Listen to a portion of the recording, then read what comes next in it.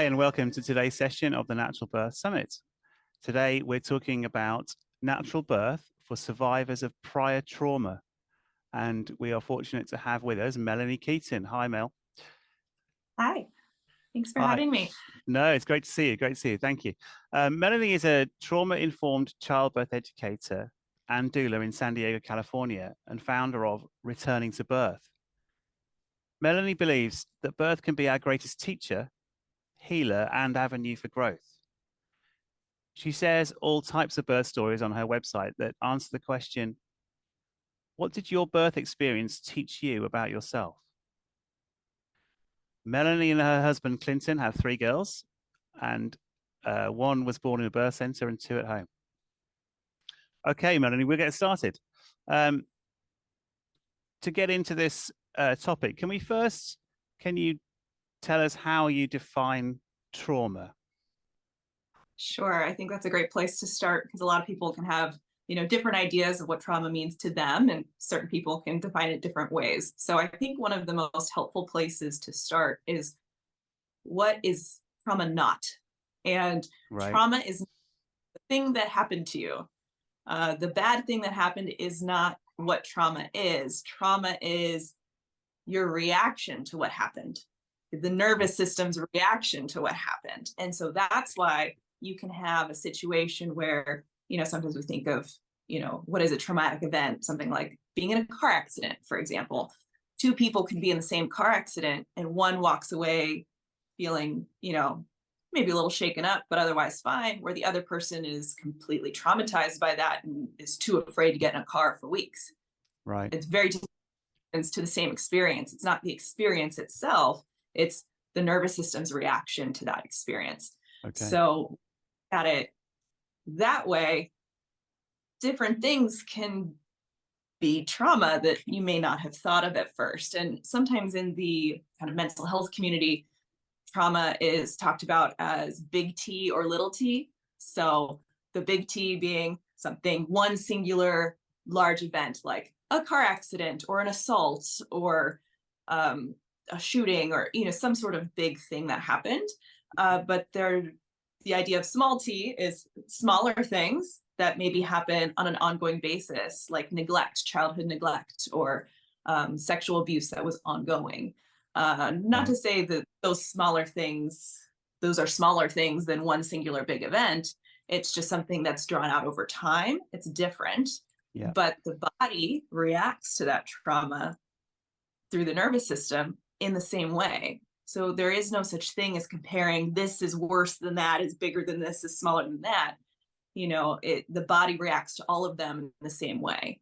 And that's kind of where I look at trauma, is anywhere that the body reacted to some traumatic experience.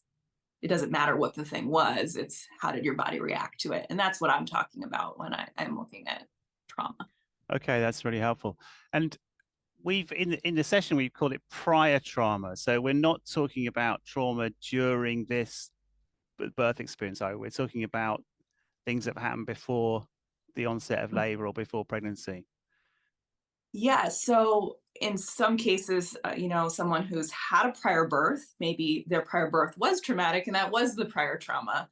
But Right. my focus of what I wanted to talk about today is more so people that have prior trauma, whether that's abuse or whatever that event was, before they experience labor for the first time. Because there is a connection between having prior history of trauma and how that may show up in labor. And sometimes that's a connection that people are not aware of already and they're not prepared for it. And when that can come up in labor, it can be very unsettling. And I find that anytime you have extra preparedness for something, you can have more support around it. And it can help prevent a new trauma of birth becoming a trauma. And anytime we can reduce trauma and have more support, I think that's a good thing. So that's what I wanted to kind of focus in on in our Okay. Oh, so it's a link between a prior trauma and this birth event, and how those you can be affected. The birth journey can be affected by that prior trauma. Yes. And so I like to look at it as the idea of like a file cabinet. So say in your brain, you have a file cabinet in your brain, you open up the drawer and you have all these nice, neat folders with these, different life experiences that you can look through. Yeah. And traumatic life experiences each have their folder and they're all nice and neat in the drawer. Well, when we're in labor, we're opening up that same drawer that has all of these intense life experiences because there's so much information that we're getting in our brain every day, and a lot of it is useless that we don't need to keep as, this core memory. But traumatic experiences are really lasting, and that's something that our mind holds on to uh, as a memory. And Yeah. birth is one of the important days of your life. That's going to be one of those deep core memories that's filed nice and neat in the this is an important section drawer, Yeah. in the file cabinet. And so that was an analogy that kind of helped me of, well, what is my birth experience being filed next to? And are my pages getting all mixed up? It's nice and Okay. neat order folder getting rearranged, and maybe some of the feelings and experiences of these past important significant events, maybe they're getting in the wrong folder and they're coming into this present moment. So that was something that I was aware of before I had my first baby. I knew I had a history of some prior sexual trauma, and I knew that it was possible that could come up in my labor. So I feel like I had a head start compared to most people who don't necessarily know that there could be a connection there.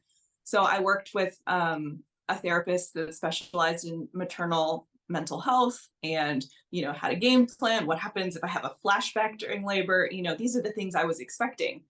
And none of those things happened, which was great. I had a very positive birth experience at a birth center, and a lot of, went according to plan, and, everything's great. But it still significantly impacted my birth experience because I experienced something called dissociation.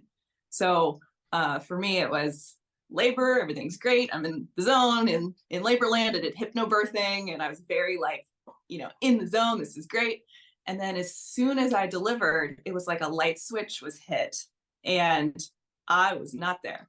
My body was there. People are asking me questions. I'm talking to them, and I'm just kind of dazed and confused, felt very out of my body, not present, not not able to really connect to the baby. I was just kind of in this flighty, sort of there, but not really sort of state. And that was how trauma impacted my birth, because that was a lot of people that have an abuse history, dissociating is a defense mechanism, is a way Yeah. to not feel the pain happening. So Right. my body treated birth the same way and said, oh, these are big feelings. This feels unsafe. Let's shut this down. And so Okay. that into the nervous system of, as a very simple level, you have the fight flight response if Yeah. something feels unsafe, or rest and digest, and everything is working and you're a calm regulated state. And so in birth, if we're triggering that fight or flight response, we're increasing adrenaline. We're, it's almost like your body is reacting, saying there's a tiger chasing you, oh no. And that's great if there's a tiger chasing you, but if you're trying to relax and take Right. deep breaths, welcome oxytocin and let labor progress and all Right. these things, those are odds with each other. So I love hypnobirthing because that's a great way to focus on getting into that more rest digest state and doing relaxation and deep breathing. And that worked very well for me during labor.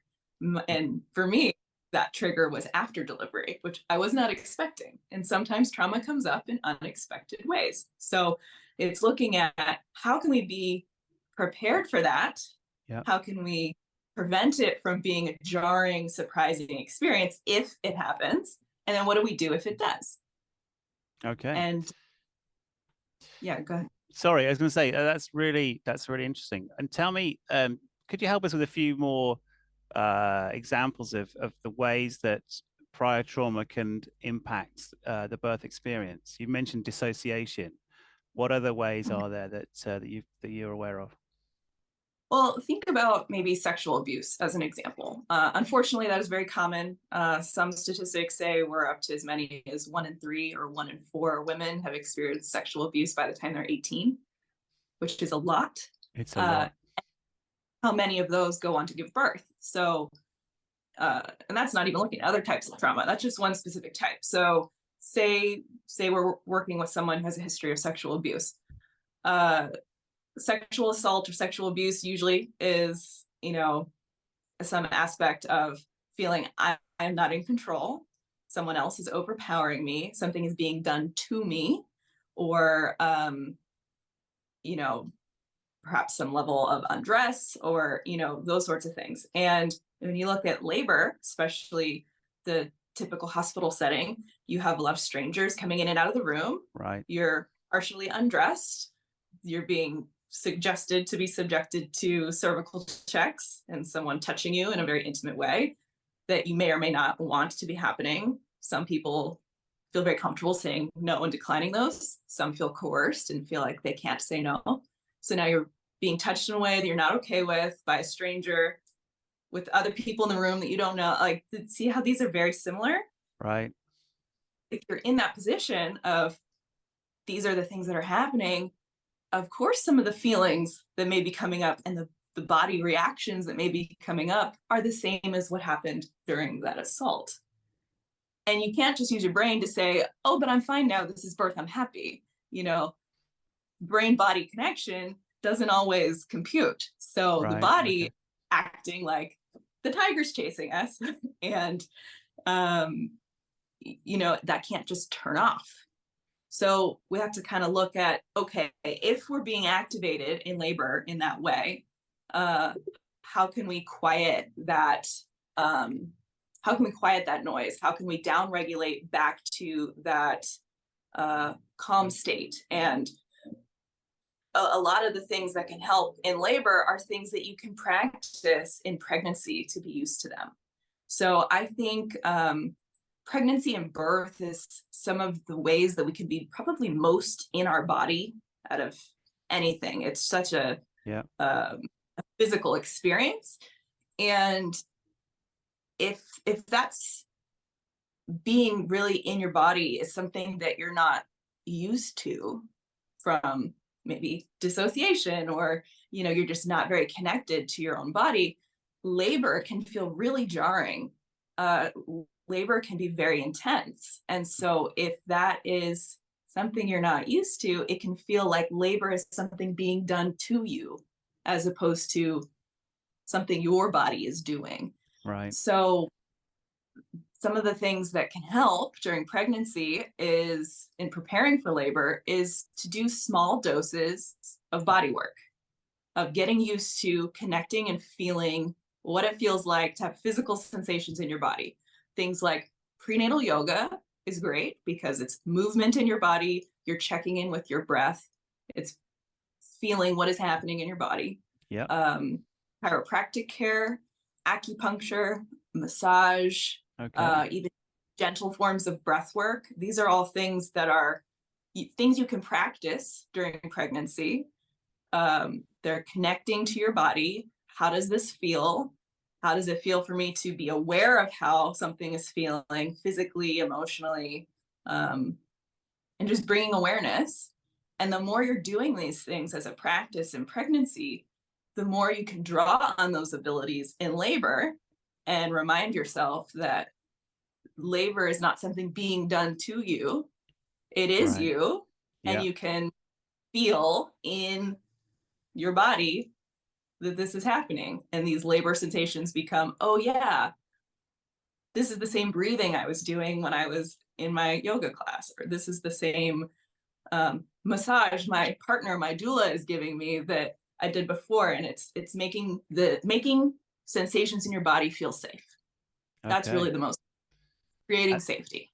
And you mentioned the birth partner there, and I want to put a placeholder there. We'll come back to that because that's I imagine that's going to be key in this whole process. That is really interesting. And what are there any other examples you want to talk about now, or shall we continue to the next question? I mean, I think those are probably a pretty good list of things for during pregnancy. as far as like what you can do during labor, if you're noticing that you're already kind of going off course and your nervous system's getting activated and you're like, Yeah. one of the things that can really help with that is grounding techniques. So, Okay. you can do the breathing and the relaxation and all the things that are usually taught in childbirth education classes. But if you need something a little bit more focused on the nervous system to kind of help you regroup, grounding techniques are really wonderful. So the easiest way to describe those is basically anything that involves the senses. So you can look around the room, list 5 things you can see in the room. That's your vision. What are some things you hear? And your partner or your doula can just say, okay, give me a list of 10 things you hear right now. And it's engaging the senses, Yeah. focusing in on something, getting to your body. Yeah. Do you hear a bird? Do you hear, what are the things you hear? Yeah. And that can be really powerful is smell. So you could probably do a whole course on the idea of essential oils in labor, but that might be one to have like something you can take a lid off, hold up to your nose, smell real quick and put away. Just having a new flavor of Yeah. scent New that sensation. Yeah. Yeah. just switch your brain. Oh, there's a smell. Let's focus Right. on this. They're all things that can bring you into your body, into the moment. And then you can regroup with some of back to your labor toolbox of breathing techniques and those sorts of things. Once you've engaged your senses, you're present in the moment. Because if you're not Yes. really there, none of those breathing techniques are going to help you. You got to kind of like recalibrate first. Bring yourself And back. Yeah. yeah. Okay. And if you the you mentioned that the smell is a particularly good one. Is that because it's particularly powerful, or is it easier to activate? The great get back to grounding with smell. Is that what is the difference there? I think it depends on the person. I mean, Okay. smell big difference to one person and would to another. But if it's a really particularly strong smell, it can just kind of jolt your system a little. Right. So it doesn't smell. It could be a smell you don't like, just real quick and then put it away, just to like, Right. oh, it just makes that your system react. Another one that's really great for, I'm not sure what the reasoning is, but it seems to be very solidly effective, is to put your feet physically on the floor. So most people in labor, whether you're in a hospital or not, maybe less so with home birth, but even birth centers, there's a pretty big focus on the bed. And usually, for a hospital birth, you get to the hospital, and the first thing you do once you're in your room is, oh, here's this bed, I get in it. And now your feet aren't on the floor, and you're in a bed, and you're moving, but you're not up and walking around. So getting your feet, even if you're sitting on a bed, but just getting your feet physically on the ground, both feet on the ground, that is a grounding experience. Okay. Physically, you're touching something solid, and that Yeah. can help as Yeah. well. Fantastic. Fantastic. So the in terms of the conversations that you have with the people who are going to be around you in your birth, that's your provider or midwife, obstetrician, your birth partner. How do mothers engage people in this? Because some of those conversations might feel you know fairly unsafe. I guess there's potential for that, isn't there? Absolutely. And I think that's something that's very important to give yourself space for, that you never have to disclose abuse. It's a very intimate experience. You never have to tell anybody if you don't want to. And there are Right. benefits to sharing that information with, your partner or your provider or your doula. But it's always your choice to do that. And it's okay if that choice is to not share it. But I think the important thing here is to know that whether you are sharing some very vulnerable information with your support team or not, that going into labor that it's possible it could come up. And if it's coming up and you don't have the tools to deal with it, your team may be less able to support you if they don't know about it. So it's one of Right. those things, I never want to tell somebody, you have to share this deeply traumatic experience with someone else, because no, you don't. Right. It's up to you.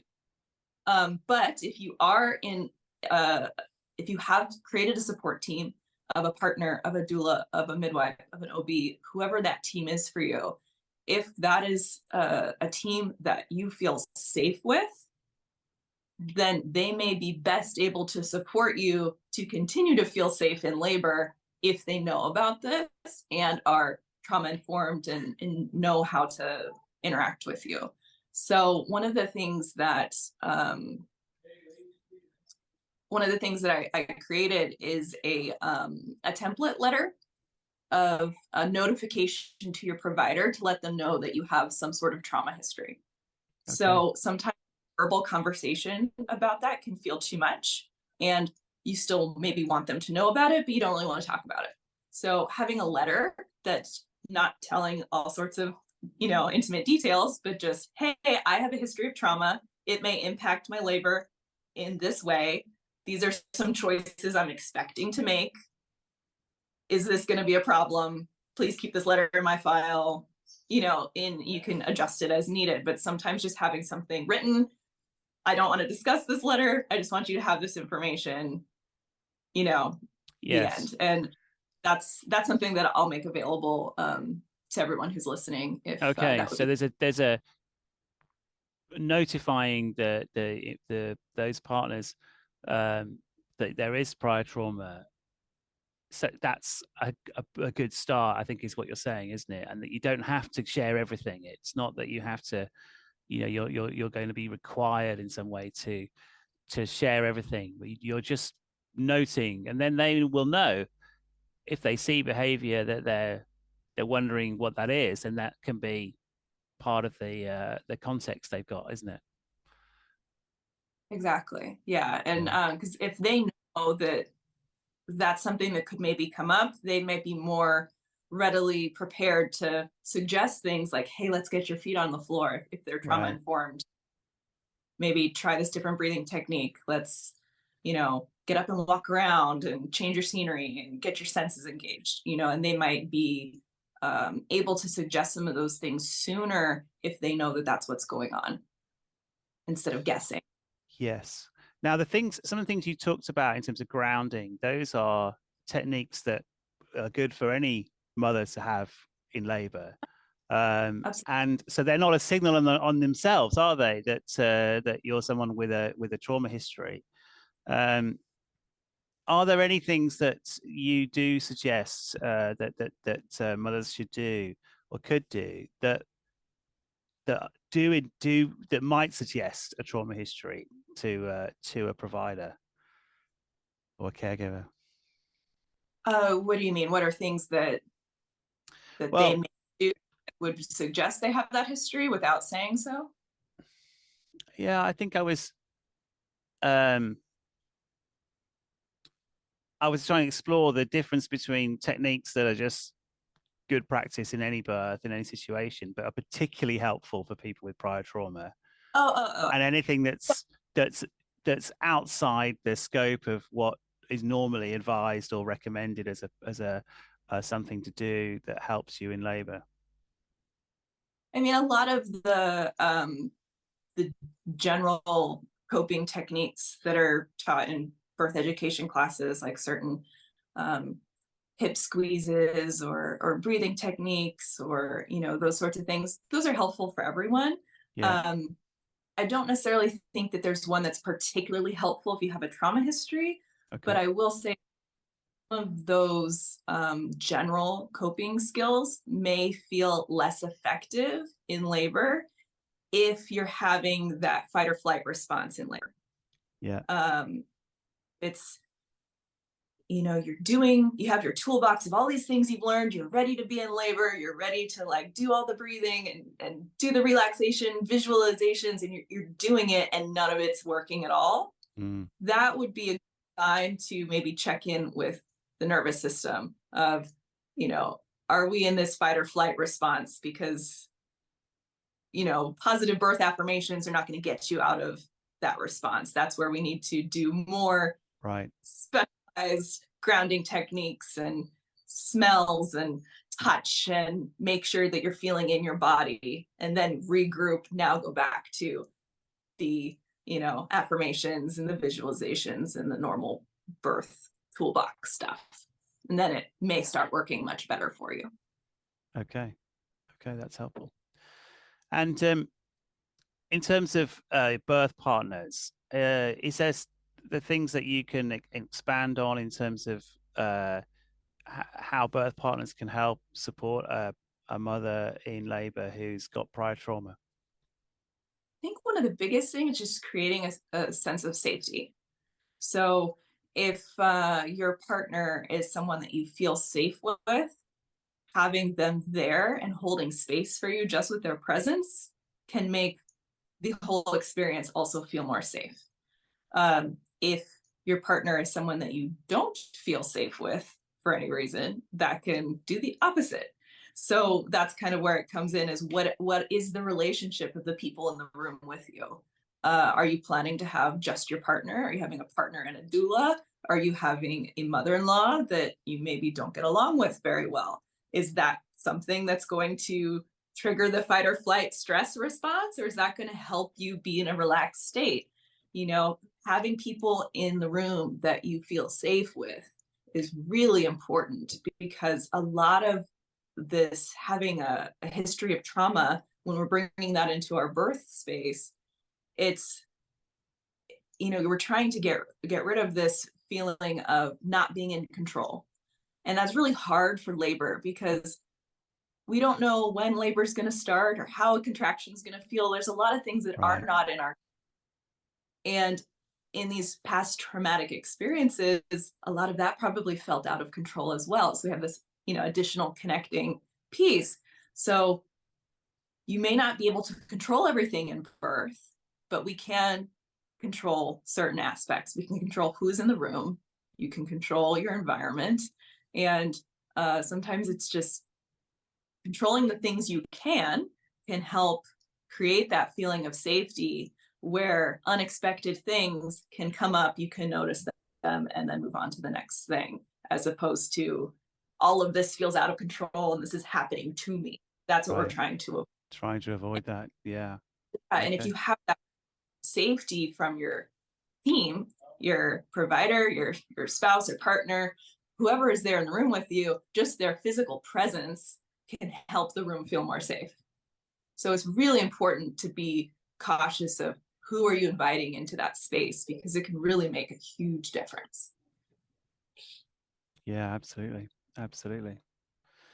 So it sounds like talking to your provider about meeting the other people in the team to try to reduce the risk of people you don't know being in the room. That's the kind of conversations that are going to help you if you when it comes to being in the hospital, if you're going to be in a hospital. Yeah. And again, some of that is going to be outside of your control. You don't know which nurses are on staff, or if you're there to change, or, those sorts of things. But again, it's going back to, what are the things you can control? What are the things you can prepare for?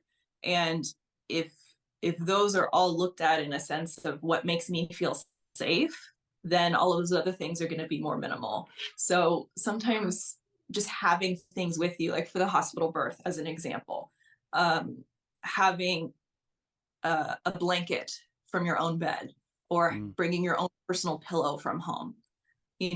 Those might be things that feel comforting and safe, that are that you can connect to your senses by holding this blanket from home, smelling this blanket from home, or whatever the item is that is particularly meaningful to you, or brings you peace, or is calming. Like, having some of those things you can hold with you. That's another way to create more sense of safety in the space. But that template letter I was talking about, you can list a list of items for your provider of, these are certain things that I'm expecting maybe triggering for me, that I'm going to decline, and letting them know in advance, these might be things I decline. That sometimes that can be harder in a hospital birth than an out of hospital birth, but things like cervical checks, or saying, anytime someone touches me, I need to give explicit permission first. Right. Asking people to come in and say, may I do a cervical check? Wait for the yes, then then go, I'm going to check you now, as they reach for, and some of these providers are much better at this than others. So if you're explicitly saying, these are things that will help me, please always ask permission before touching me, just some of these little things are not little. No, they're you not know little. No, I get that. Yeah. So can you talk a bit about the opportunity here? I think that you talked about, or in the introduction, I was mentioning that you see the opportunity for healing. You ask the question, how did birth help you understand yourself? What did you learn about yourself in birth? Could you expand on that a bit for people, so that I think we've covered a lot about how to handle birth, and how to do some prevention, and how to talk to the people who will be with you. What about the opportunity, the knowing yourself and the healing? Yeah, so I mean, I have three girls, and they've all been very, very different birth experiences. But one of my favorite things about sharing birth stories on my website, specifically that question, what did your birth experience teach you about yourself, is almost every single story answers some variation of, wow, I'm a lot stronger than I thought I was. Right. That is true for the births that went exactly according to plan. That's true for the hospital transfer home birth that ended in a C-section that they didn't want. That's true for the miscarriage stories. That's true for all of them. And I think that's really important, is looking at, it kind of goes back to the definition of trauma, that it's not the event, it's how your nervous system responded. Yeah. And when we get to birth, it's not about how the birth happened, it's how did we react to it, how did we participate in it, how did we engage physically in that, how embodied were we in that experience. And so when we are embodied and present and making informed choices, it doesn't really matter what the choices are. Right. It's, I'm in the driver's seat, I'm making the choice, and you may not have control over every aspect of how birth unfolds. And sometimes it goes differently than how you're planning, Yeah. but you do have control of your decisions. Yes. And when you are in the driver's seat and in control of your decisions, all birth has the potential to be an empowering and positive experience. And I think that's the place that I want to navigate people to, is how can I be in the driver's seat? How can I control what I can and leave the rest? How can Yeah. I create an environment of safety? And how can I be in charge of my decisions and my informed decision making? And if that's where we're bringing people to, any birth can be a positive and empowering birth. And that can teach you quite a bit. Yeah, and that's an exciting message, because I think, I think that that those are very actionable things, aren't they? That you talked about preparation, the practicing grounding techniques, talking to your partners, your provider, all these things. It's all connecting to the same point, because then you in labor, it's okay, what am I being asked to do? What decision are we being asked to make? That engagement is what makes you, as you say, whatever happens, if you feel you had some control and some choices and you exercise those, then you can see the experience as a good one. And that is the hallmark. I've seen research that says that you can end up in the operating theatre and still be satisfied with how your birth went, because of the Yeah. engagement. And that's part of, how do we limit trauma in the future? Because so many people Right. that I know just don't know much about birth. They show up to the hospital and say, I'll just do whatever they tell me to do and see what happens.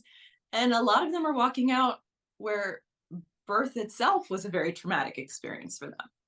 And that's what I want to minimize is, how can we use our prior traumatic experiences, because everybody has them, and how can we use those as a way to better and deeper connect in our birth experience?